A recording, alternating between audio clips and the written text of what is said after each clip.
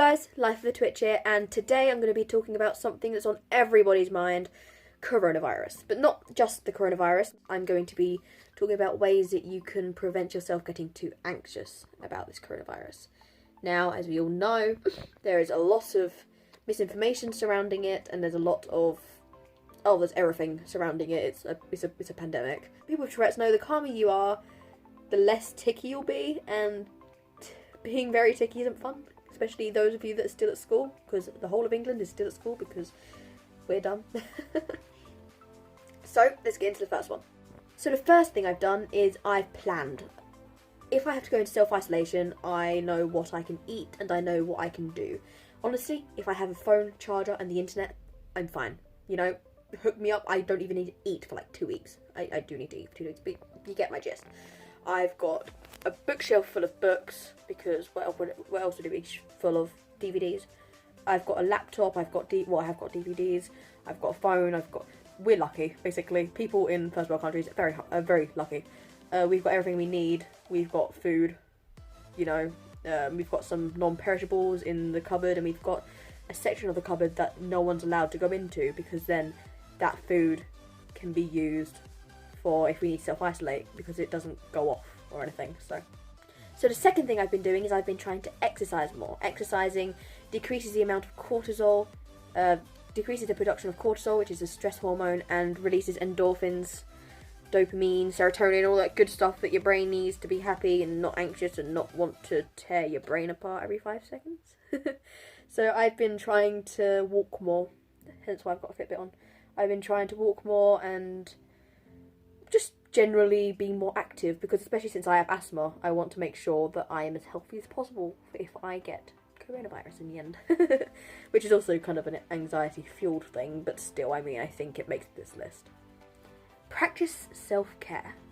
I've been doing this a lot, so things like long baths, face masks, getting a good night's sleep, because that also boosts your immune system, which makes you even better. But knowing me, I never get full night's sleep. I never get proper night's sleep, because tics, anxiety, that's pretty much it. If completely necessary, take a social media break. I mean, you can keep things like to message people on, but take a break from looking through all the posts on Facebook, Instagram, Twitter, because they are so anxiety inducing. I haven't taken a social media break, but I've limited what type of posts I see. All the people on my friends list are posting everything about coronavirus, and it makes me a bit more anxious. So that's a thing. I've also stopped notifications on my news app, because every time there's new cases in the UK, or there's new deaths, or there's something going on, I get a notification, and that just reminds me 24/7 that we are in the middle of a pandemic, and it makes me more anxious because it's always there in front of me, and it's kind of scary. So take your medication.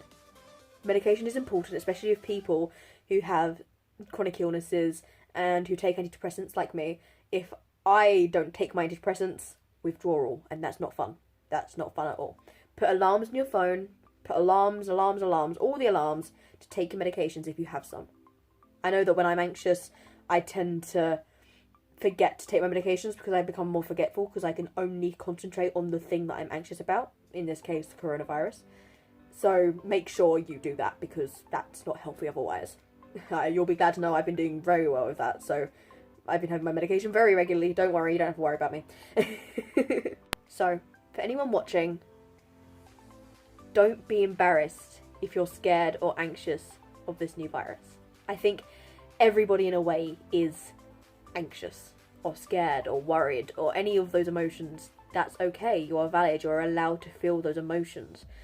Everyone has different reactions to anything, and if you weren't panicking and if you weren't anxious, I'd think there's something off with your survival instincts. It's in our nature to get anxious when bad things happen, and this is a bad thing.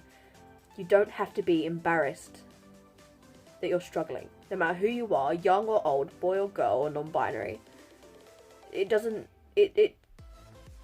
You're allowed to feel fear, and you're allowed to feel discomfort, and my DMs are always open. I'm always here if you need to talk.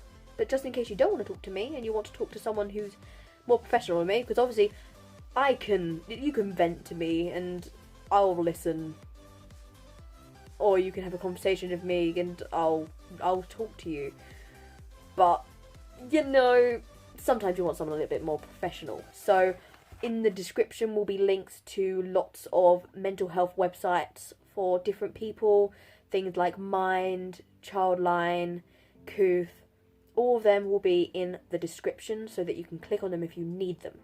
If you, like this video, if you found this video helpful, don't forget to give it a like, subscribe to my channel if you want to see more videos that are usually a little bit more upbeat than this, and to be educated about mental health and Tourette syndrome. Hit the notification bell if you want to be notified of every time I upload so you never miss a video. And on that note, I'll chicken nugget. I'll see you guys next time. Katie, out.